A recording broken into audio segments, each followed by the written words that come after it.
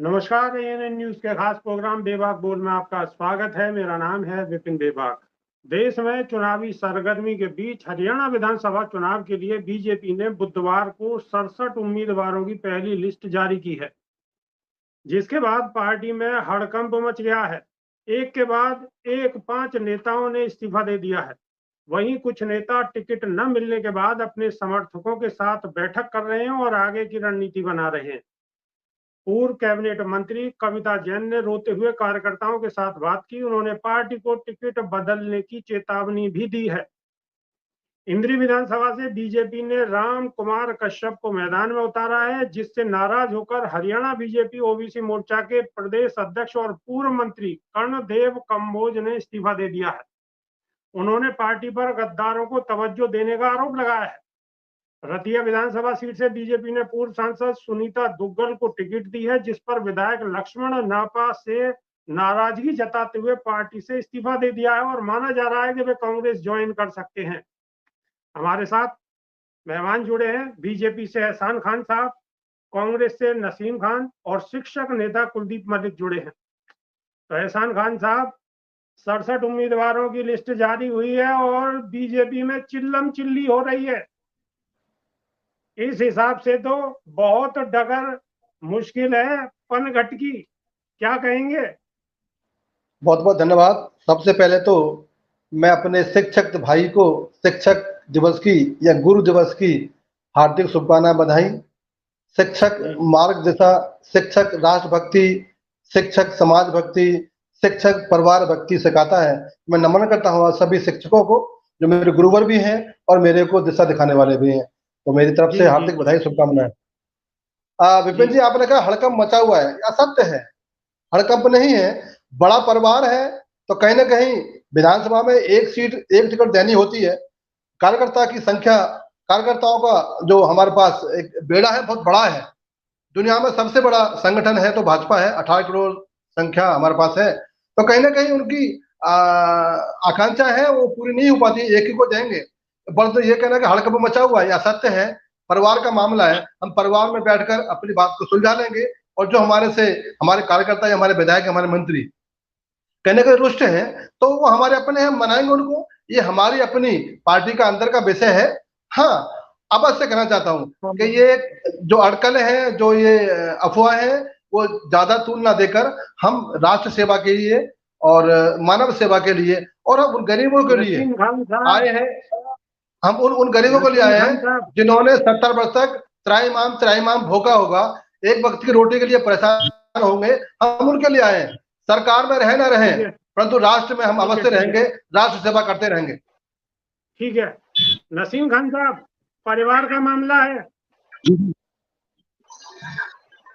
देखिए विपिन भाई, आपको मैं बता दूं कि नरेंद्र मोदी जी के बारे में जो भारतीय जनता पार्टी ये कहती थी, ये नरेंद्र मोदी जी के आसपास के लोग जो बोलते थे कि मोदी जी विश्वव्यापी नेता है, मोदी जी का डंका पूरे संसार में बज रहा है।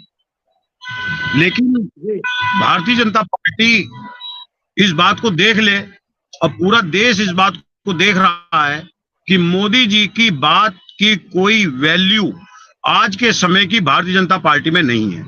और मैं हरियाणा चुनाव को लेकर के नहीं कह रहा हूं, मैं आपको लेके चल रहा हूं हिमाचल चुनाव में। विधानसभा के जो चुनाव हुए थे, हिमाचल चुनाव में जब टिकट हुए तो मोदी जी को खुद एक नेता को फोन करना पड़ा और ये आइडियो सबने सुनी, वो किसी वजह से सबके सामने आ गई थी और ये कहना पड़ा कि आप मान जाइए, हम आपको बाद में देखेंगे। उस नेता ने स्पष्ट रूप से कहा, साफ साफ इस बात को कहा कि मैं नहीं मानूंगा, और उसने मानी भी नहीं। यानी कि जिस नरेंद्र मोदी के बारे में ये कहा जाता था कि नरेंद्र मोदी जी की बात को ना मानने की ताकत आज पूरी दुनिया में नहीं है, वॉर रुकवा देते हैं पूरी दुनिया के जिस देश में जाते हैं उस देश के।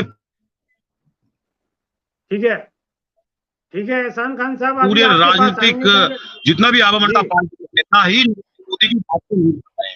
अब रही हरियाणा के चुनाव की बात, हरियाणा चुनाव में लेटर बाकायदा लिखे जा रहे हैं और अभी तो ये जो है प्रारंभ है, अभी आप देखिएगा कि नरेंद्र मोदी जी के खिलाफ किस तरीके से भारतीय जनता पार्टी के अंदर से बगावती सुर सामने आते हैं। बहुत सारे लोग पार्टी छोड़ने को तैयार हैं। हमारे कांग्रेस नेतृत्व के संपर्क में भारतीय जनता पार्टी के बड़े बड़े नेता हैं और हम ये मानते हैं कि हरियाणा के अंदर भारतीय जनता पार्टी 20 से 25 सीटों के बीच में सिमटने जा रही है। अंतरकला बहुत है। जिस तरीके से ये भारतीय जनता पार्टी के दोनों नेता नरेंद्र मोदी, अमित शाह नेतृत्व को थोपने का काम करते हैं स्थानीय संगठन के ऊपर, वो अब लोगों से बर्दाश्त नहीं हो रहा। और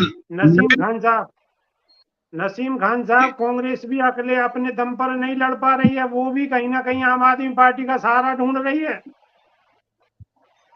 शायद सिग्नल ब्रेक हो रहा है और हम आपकी आवाज ठीक से नहीं आ रही, मुझे सिग्नल ब्रेक हो रहा है। ठीक है। कुलदीप मलिक के पास चलते हैं। कुलदीप मलिक जी, 67 उम्मीदवारों की लिस्ट जारी हुई है और चिल्लम चिल्ली हो रही है, क्या कहोगे? जी देखिए विपिन जी, सबसे पहले तो जो खान साहब है, भारतीय जनता पार्टी के जो नेता है, डिबेट के अंदर भाई शिक्षकों को बधाई दी। शिक्षक दिवस के ऊपर भाई मैं इनका हृदय की गहराई से नमन करता हूं, वंदन करता हूं, इनका अभिनंदन करता हूं एक शिक्षक होने के नाते। जहां तक हरियाणा के चुनाव के ऊपर जो बात हो रही, जो डिबेट चल रही, मैं आपको ये बताऊं कि हरियाणा के अंदर भारतीय जनता पार्टी का अब जहाज डूबने वाला। और मैं बताऊं, जब जहाज डूबने लगता है तो जो पैसेंजर होते हैं, जो सवारी जहाज के ऊपर करते रहते हैं, उनमें खलबली मच जाती है।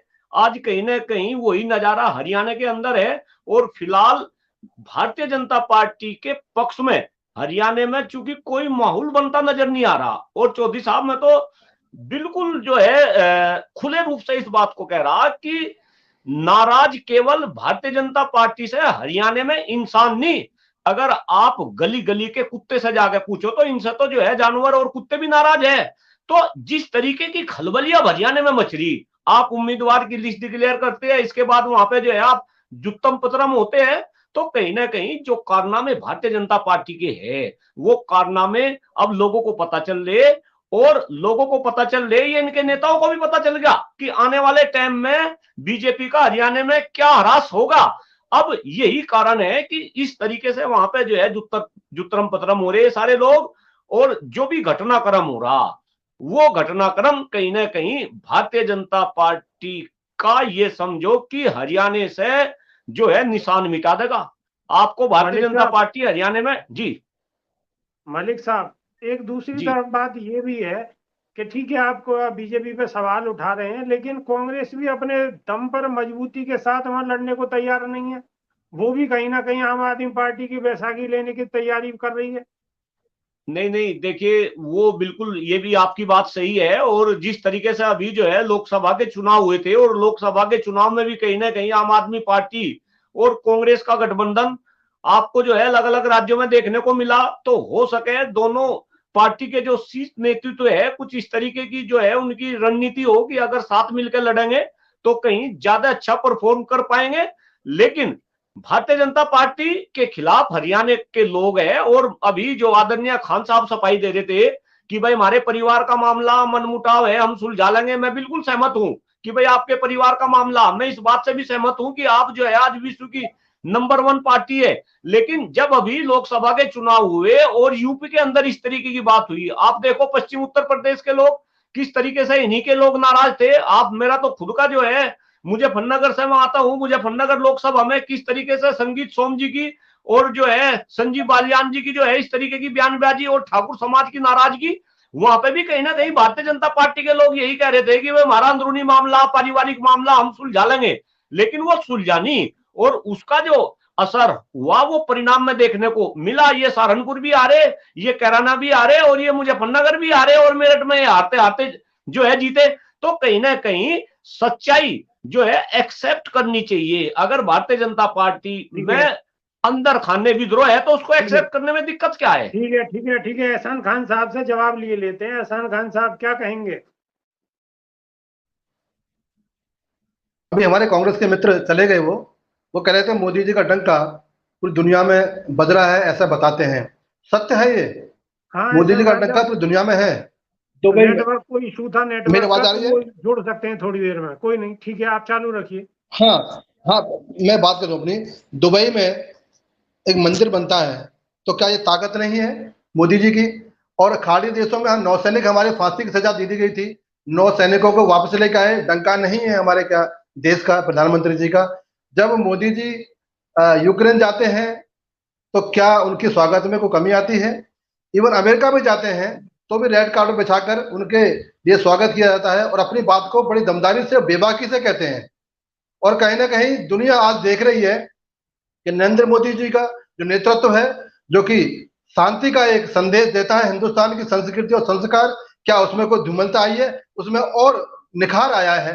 ये मोदी जी की ही देन है कि दुनिया में आज हिंदुस्तान शांति के लिए जाना जाता है कि एक ऐसा देश है, एक ऐसा देश दुनिया में है जो शांति का पैगाम देता है और जो विकास के लिए अपने राष्ट्र को, अपनी जनता को विकास के लिए आगे बढ़ाता है और दुनिया को भी विकसित राष्ट्र बनाने के लिए, विकसित देशों में गिनती करने के लिए रात दिन काम करता है। अब हमारे शिक्षक भाई को मैं जवाब दे दूं कि चुनाव आता जाता रहता है, हार जीत ये जनता के हाथ में तय करता है।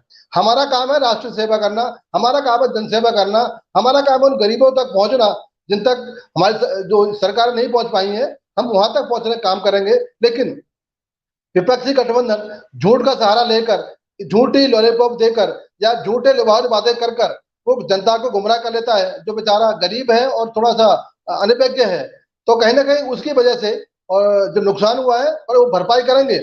चुनाव आते जाते रहेंगे, हमारा लक्ष्य एक ही है कि देश का, इस राष्ट्र का गौरव बने, इस देश का प्रत्येक नागरिक अपने राज्य, अपने राष्ट्र के लिए, अपने रोजगार के लिए, अपने शिक्षा के लिए, चाहे खेल का माध्यम हो, चाहे किसान का माध्यम हो, चाहे वो व्यापार का माध्यम हो, कैसे सशक्त समृद्ध बने।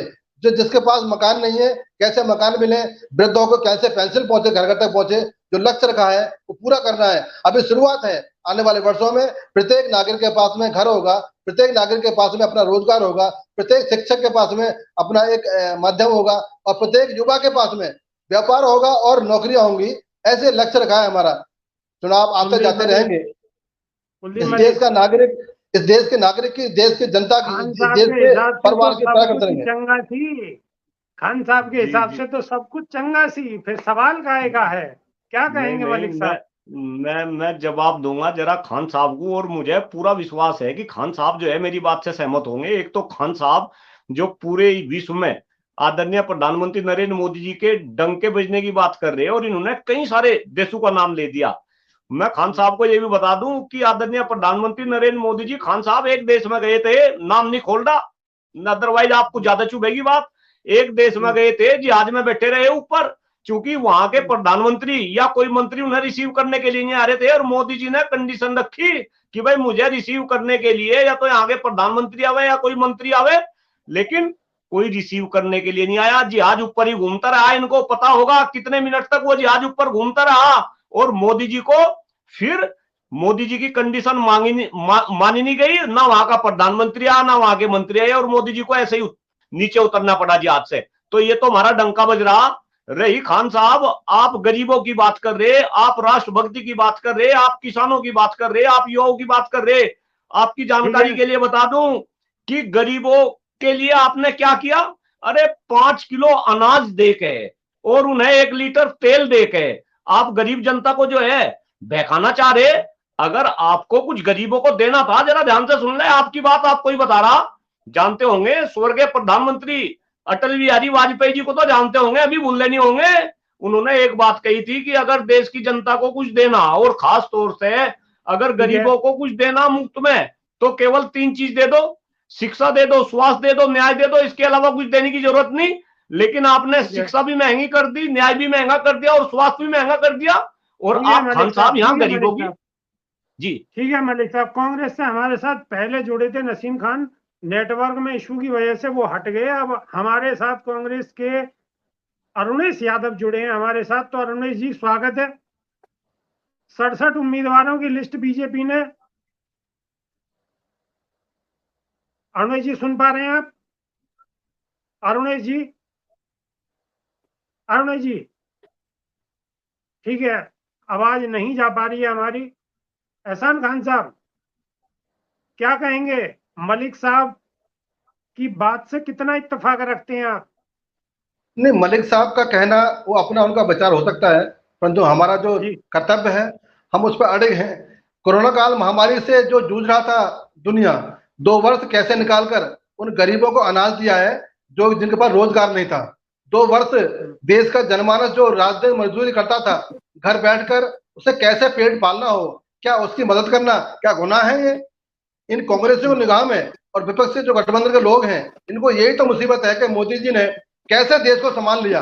वैक्सीन लगाते हैं या राशन देते हैं या उसको राशन संपूर्ण देते हैं, तो इसलिए देते हैं कि 2 वर्ष में बेचारा हमारा देश का गरीब मजदूर घर बैठा था, उसकी मदद करने के लिए सरकार आगे आई। अब रही बात कर गरीबों को क्या दिया, आयुष्मान कार्ड शायद नहीं सुना होगा आपने मलिक साहब, तो जानकारी ले लो। आयुष्मान कार्ड गरीबों के लिए ही है, वो किसी उसके अमीर के लिए नहीं है। ई श्रम कार्ड भी गरीबों के लिए है, वो किसी अमीर के लिए नहीं है। आप गुमराह मत करो, शौचालय गरीब महिलाओं के लिए है, अमीर के लिए नहीं है। किसान सम्मान निधि उन गरीब किसानों के लिए है जिसमें 1 बीघा 2 बीघा खेत है, अमीरों के लिए नहीं है। तो ये काम अमीरों के लिए है। आज बिजली 18 घंटे आ रही है, पहले 2 घंटे आती थी। आपकी मुंह से एक शब्द नहीं निकलता था। खान साहब, अरुणेश यादव हमारे साथ जुड़ गए हैं, अरुणेश यादव से के पास चलेंगे। अरुणेश जी सुन पा रहे हैं? जी बिल्कुल सुन पा रहा हूँ, और जहां तक मैं समझ पा रहा हूँ, जो हमारे बीजेपी के साथी हमारे बड़े भाई, इनके कहने का मतलब कुल मिला जुला के ये है कि 2014 से पहले हम लोग हड़प्पा और मोहनजोदड़ो की सभ्यता में थे। हम लोग पत्ते लपेट के रहा करते थे। पहले कोई योजनाएं पिछली सरकारों ने दी ही नहीं, सारी योजनाएं इसी सरकार में बनी है। IIT IIM जैसे संस्थान इसी सरकार में बने, मनरेगा की योजना इसी सरकार में बनी, सारे सरकारी अस्पताल एम्स जैसे इसी सरकार में बने हैं, सारे सरकारी स्कूल जो है वो इसी सरकार में बने हैं। पोलियो मुक्त भारत इसी सरकार में हुआ है, पिछली सरकारों का कोई योगदान नहीं रहा। ये मुफ्त राशन की तो बात कर रहे हैं, लेकिन ये क्यों नहीं बता पाते कि बेरोजगारी दर इस समय सबसे ज्यादा है, रिकॉर्ड तोड़ बेरोजगारी है इस समय। भुखमरी इंडेक्स में हम 117वें पायदान पे आ गए, 2014 में हम 53वें नंबर पे थे महाराज। आप थोड़ा भुखमरी क्रमांक भी देखिए, पहले 23 करोड़ लोगों को मुफ्त राशन मिलता था और आज की तारीख में 80 करोड़ लोगों को मिल रहा है। तो ये आपकी उपलब्धि नहीं है, ये आपकी कमी है सर, आपकी खामी है कि आपने देश में बेरोजगारी बढ़ाई, भुखमरी बढ़ाई। इसको आप जो है अपनी तारीफ मत मानिए, ये तो आपके सरकार की बहुत बड़ी खामी है। ठीक है, एहसान खान साहब जवाब दीजिए। एहसान खान साहब। हाँ बिल्कुल बिल्कुल ठीक है, हमारे यादव भाई ने बहुत अच्छा कहा, मित्र ने। हाँ बेरोजगारी बढ़ी है, परंतु बेरोजगार कौन हुआ है? बेरोजगार कांग्रेस हुई है, विपक्ष हुआ है। सत्य कह रहे हैं, मैं भी सहमत हूँ। देश का गरीब या देश का नागरिक, मजाक मत उड़ाइए मुझे बोलने दो, मैंने बोला मुझे बोलने दो, मैंने आपके बीच में बोला। आप तो 10 साल से बोल ही रहे हैं खान साहब, 10 साल से आप लोग ही बोल रहे हैं। विपक्ष अगर कोई बोलने का काम करता है तो उसे आप देशद्रोही बता देते हैं। बेरोजगार केवल विपक्ष कांग्रेस है, बाकी सब ठीक है। आपकी गृह मंत्री बोलती हैं कि हर 2 में से 1 युवा बेरोजगार है, आपकी गृह मंत्री बोलती हैं। चौधरी साहब बोलने दीजिए, ऐसे आप भी विपक्ष की आवाज को मत दबाइए। इनकी गृह मंत्री जी खुद बोलती हैं कि हर 2 में से 1 युवा बेरोजगार है। ये कांग्रेस को बेरोजगार करने चले थे, कांग्रेस मुक्त भारत करने चले थे, इन्होंने बीजेपी युक्त पूरा सिस्टम कर दिया है। वित्त मंत्री बोलिए, आप वित्त मंत्री बोलती हैं, ये बोलिए, वित्त मंत्री बोलिए आप। वित्त मंत्री महोदया, वही मैं कह रहा हूं कि वित्त मंत्री महोदया यही बात कह रही है कि हर 2 में से 1 जो युवा है वो बेरोजगार है। ये उनके खुद के कथन है, और ये कथन उन्होंने संसद में कहे हैं। इनकी बात को मांग करता हूँ। हाँ, मेरी बात का जवाब नहीं है इनके पास, ये सिर्फ यही कहेंगे कि कांग्रेस बेरोजगार है। मेरी बात का जवाब नहीं है। मैं दे रहा हूँ, डॉक्टर जवाब लीजिए। एहसान खान साहब बोलिए। हाँ, मैं इनकी बात से सहमत हूँ। उन्होंने ये कहा था कि कांग्रेस के जमाने में इस 2 में से 1 व्यक्ति, 3 में से 1 व्यक्ति बेरोजगार था, और हम इस मिशन को तोड़ेंगे, हम इस मिशन को तोड़ेंगे, 2024 का बयान है।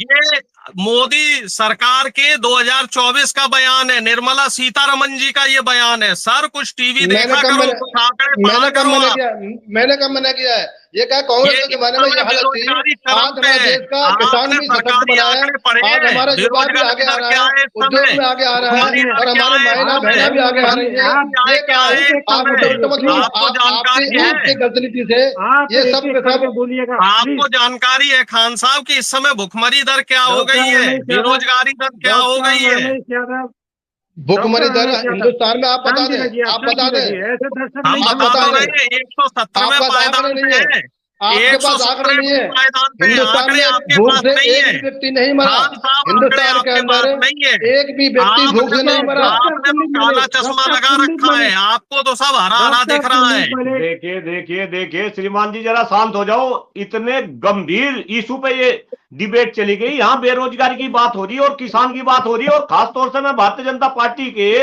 जो मेरे साथी है मैं इनसे पूछना चाह रहा, भाई आप तो युवाओं को 2 करोड़ प्रतिवर्ष रोजगार देने की बात कर रहे थे, आप तो किसानों की आमदनी जो है 2022 तक दुगनी करने की बात कर रहे थे। अरे शर्म नहीं आती आप इस तरीके की बात कर रहे हैं? अगर किसी इतने सेंसिटिव इशू पे डिबेट हो रही, बेरोजगारी पे बात चली गई, किसानों पे बात चली गई, और आप कह रहे जो है जो कांग्रेस वाले बेरोजगार हो रहे, विपक्ष वाले बेरोजगार हो रहे, आपके अंदर जरा सी सिंसियरिटी नहीं। आप टीवी चैनल के ऊपर बैठ के अगर सिंसियर नहीं होंगे, आप जरा ये सोचिए कि पूरे हिंदुस्तान की जनता आपको देख रही, आप इस तरीके से डिबेट करेंगे?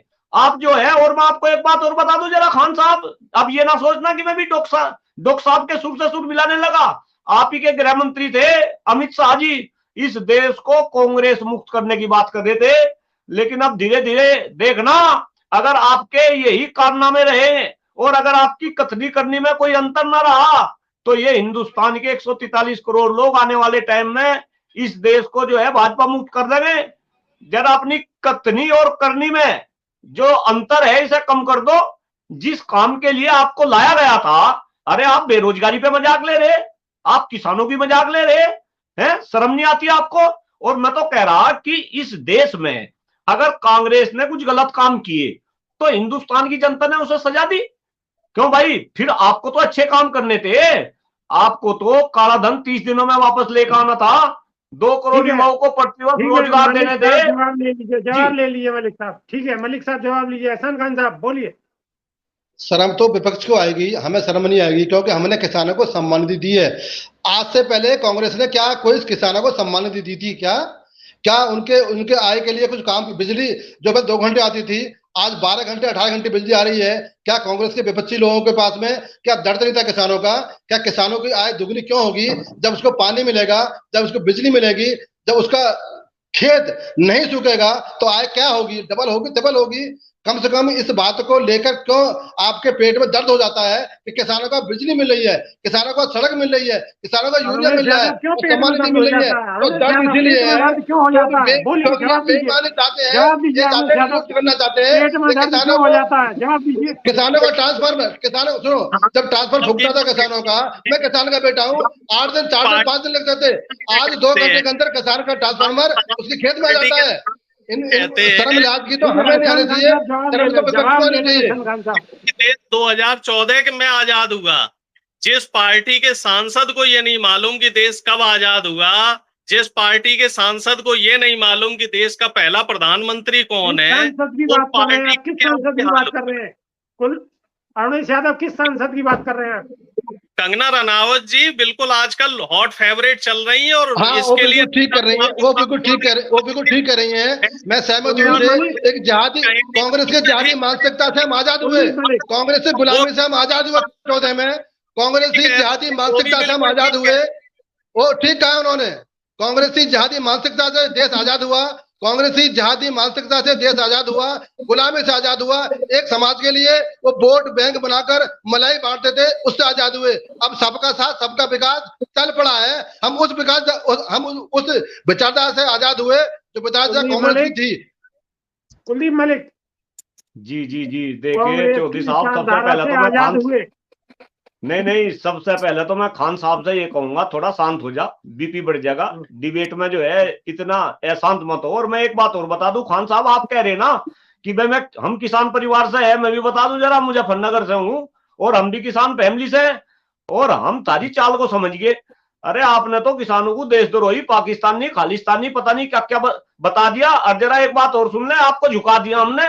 आप कहते थे कि मोदी जी कभी झुक नहीं सकते, ये वर्डिंग थी आपकी, खास तौर से है जो आपकी पार्टी के नेता है और उनमें से आप भी है। आप ही कहते थे ना मोदी जी ने जो डिसीजन ले लिया वो डिसीजन से झुक नहीं सकते। हमने झुकाया मोदी जी को, हम किसान है, मुजफ्फरनगर से है, पश्चिम उत्तर प्रदेश से है, और आप हमें कह रहे हैं। अरे खान साहब शर्मानी चाहिए आपको, आप ऐसी बात ना करो ना ना ना, देश को गुमराह ना करो। आप बिजली की बात कर रहे कि 2 घंटे बिजली आती थी। आपकी जानकारी के लिए बता दूं, जो फसल है, किसान जो फसल उगाता है, जरा मैं नहीं बात पूरी होने दो चौधरी साहब मेरी, जरा बात पूरी खान साहब तक ये बात जानी जरूरी है। जो किसान फसल उगाता है उसकी लागत आपने बढ़ा दी। आप देखिए, किसान को फसल उगाने के लिए बीज की जरूरत पड़ेगी, बिजली की जरूरत पड़ेगी, डीजल की जरूरत पड़ेगी, ये तो सारी आपने बढ़ा दी। और आप कह रहे हम किसान की आमदनी जो है दुगनी करेंगे। किसान को आपने बेवकूफ मान रखा। अब पहले वाला किसान नहीं, आपके झांसे में फंसा नहीं, फंसने का नहीं है किसान, ये आपकी चाल को समझ रहा। और आपको जवाब दिया अभी। मलिक साहब ठीक है, मलिक साहब शिक्षक दिवस है आज, अरुणेश यादव के पास चलते हैं। अरुणेश जी एक मिनट मैं जवाब दे दूं। एक मिनट अभी आपने कहा कि हमने झुका दिया। हम किसान का बेटा हूं, हम किसान का सम्मान करते हैं, नमन करते हैं। हम 100 बार झुकेंगे किसान के सामने, क्योंकि वो अन्नदाता है, हमें कोई गुरेज नहीं है। किसान के सामने झुकना, नतमस्तक होना और हमें उसको नमन करना। पहले ये कहते थे कि मोदी जी झुक नहीं सकते, और अब तो मोदी जी बात बात में माफी मांग रहे।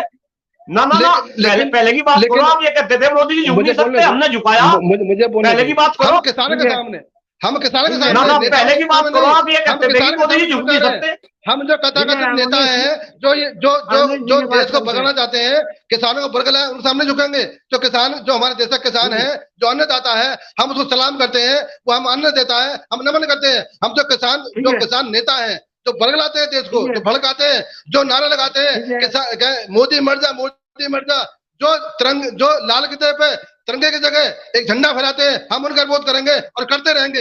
हमारे देश के लाल किले पर झंडा भी बता किसने फहराया, क्या हो रहा है, सारी बात ना भूलो यार। वो झंडा भी बता किसने फहराया। किसान नेताओं ने, कथाकथित किसान नेताओं ने फैलवाया। वो देशद्रोही किसान नेता है जिन्होंने ये झंडा फहराया। आपके लोगों ने ही फहरवाया, और फिर उसकी दीप सिद्धू की हत्या भी आपके लोगों ने ही करवाई। क्यों उसकी जांच नहीं हुई? और दूसरी बात, आप जो किसानों को अन्नदाता कह रहे हैं, खान साहब, आपके सांसद ने किसानों को बलात्कारी और आतंकवादी कहा है, और आपके सांसद ने अब तक उस पर माफी नहीं मांगी है। तो ये आपका स्टैंड है किसानों के प्रति, ये आपका रवैया है। और दूसरी, आप जो बिजली की बात कह रहे हैं, तो मैं आपको बताना चाह रहा हूं, कांग्रेस के समय डीजल 50 रुपए मिल रहा था और आज के समय डीजल 90 रुपए है। और किसानी में सबसे ज्यादा अगर किसी की जरूरत पड़ती है तो ट्रैक्टर और इंजन की जरूरत पड़ती है। और बिजली की बात आप कर रहे हैं, बिजली के बिल आप बताइए। पहले किसानों का फिक्स आता था 300, 350, 400 रुपए का। अब किसी भी किसान का बिजली का बिल 1200-1300 रुपए से कम का नहीं आ रहा है। और खाद बीज की बात कर रहे हैं, सब्सिडी खत्म कर दी, खाद के रेट डबल कर दिए, कृषि उपकरणों के रेट डबल कर दिए, उनकी सब्सिडी खत्म कर दी। और कीमत कितनी बढ़ाई, जो गेहूं पहले मिलता था 1800 रुपए एमएसपी, अब उसको बढ़ा के किया है मात्र 2200 रुपए। और महंगाई आपने किसानों के ऊपर कर दी डबल। गन्ने की आप बात कर रहे थे कि गन्ने की एमएसपी देंगे, कितने % गन्ने के रेट बढ़ाए आपने, ये अभी खान साहब को भी नहीं पता होगा कि गन्ने के रेट क्या है इस समय। और सर मुझे सब पता है। एक मिनट यादव जी, सर एक मिनट और, एक मिनट और, एमएसपी की जो कमेटी बनी थी 2014 से पहले, उस कमेटी के सीएम, उस कमेटी के चेयरमैन थे मोदी जी, और तब एमएसपी को लेके खूब शोर मचाते थे। अब 10 साल हो चुके हैं, एमएसपी को लेके लिखित कानून मोदी जी क्यों नहीं बना रहे हैं? विपिन जी जवाब नहीं लेते। एहसान खान साहब बोलिए। हाँ विपिन जी, 2 घंटे की बिजली आती थी, 350 बिल आता था, बिल्कुल सहमत हूँ। आज बिजली 18 घंटे आ रही है, तो बिल क्या इतना ही आएगा? जब 2 घंटे बिजली आती थी तो 350 बिल आता था। अब इंजन का काम खत्म हो गया है। अब किसान के पास इंजन खत्म हो गए हैं, वो डीजल का काम खत्म कर दिया है। अब बिजली आ रही है, 18 घंटे बिजली आ रही है किसानों के लिए, और 12 और 8 घंटे बिजली आ रही है घर के लिए। मैं गाँव में रहने वाला हूँ, मैं जाकर देखो जी 18 घंटे नहीं 24 घंटे बिजली आ रही है। देखिए चौधरी साहब, मुझे लग रहा जो खान साहब है वो 3 बात कर रहे, देखिए तर्कहीन बात का कोई जवाब नहीं होता। और जिस तरीके से खान साहब बात कर रहे हैं, क्यों भाई डीजल का काम खत्म कैसा हो गया, लोग बाग सिर पे भरोटी ठा ठा के खेत में सान लगे क्या? ये ट्रैक्टर पानी से चल रहे क्या? ये ट्रैक्टर हवा से चल रहे क्या? इनमें डीजल नहीं पड़ता क्या? आपको ये जानकारी नहीं क्या भाई? ये ट्रैक्टर चल कैसे रहे? ये डीजल से ही चल रहे, हवा पानी से चल रहे? क्या बात कर रहे मैंने हैं? बात करी इंजन की बात करी, इंजन की बात करी, ट्रैक्टर बात करी, मैंने इंजन की बात करी। एक बात बताओ, इंजन ट्रैक्टर में इंजन ही तो है। बिजली आ रही है, अरे बिजली पूरा अरे ट्रैक्टर में इंजन ही तो लग रहा। पानी वाले साहब इंजन, आपको ये नहीं पता कि ट्रैक्टर इंजन से चल रहा है, कैसे चल रहा? पानी वाले इंजन, पानी वाले इंजन, पानी वाले इंजन, पानी वाले इंजन। रमेश यादव जी, इस स्थिति को देखते हुए जो 67 उम्मीदवारों की लिस्ट जारी की है और उसमें 5 बड़े नेताओं के नाम पे विवाद इतना बढ़ गया है कि उन्होंने इस्तीफा तक दे दिया है। तो अरुणेश जी, क्या बीजेपी की स्थिति आपको ऐसे लग रही है कि डमाडोल स्थिति लग रही है, डगर पनघट की कड़ी लग रही है? क्या कहेंगे? जल्दी, बहुत जल्दी अपनी बात समाप्त कीजिए। जो मेन चेहरे थे उन्हीं को टिकट नहीं दिया, बबीता फोगाट को टिकट नहीं दिया, योगेश्वर दत्त को टिकट नहीं दिया, और जो इनके जो मुख्यमंत्री साहब हैं वो जहां से टिकट मांग रहे वहां नहीं दिया। बड़े बड़े नेता तो सारे इनके नाराज हैं। अनिल विज जी नाराज है, राव इंदरजीत सिंह जी नाराज है, नायब सिंह सैनी जी नाराज है, इनके प्रदेश अध्यक्ष जी नाराज है, और कई वीडियो तो ऐसे वायरल हो रहे हैं कि बीजेपी कार्यालय के बाहर आपस में ही लात जूता चल रहा है। तो हमें तो इनके हमें समय बिल्कुल भी इजाजत नहीं देता है, समय अब हमें इजाजत नहीं दे रहा। बहुत बहुत धन्यवाद, शुक्रिया, नमस्कार।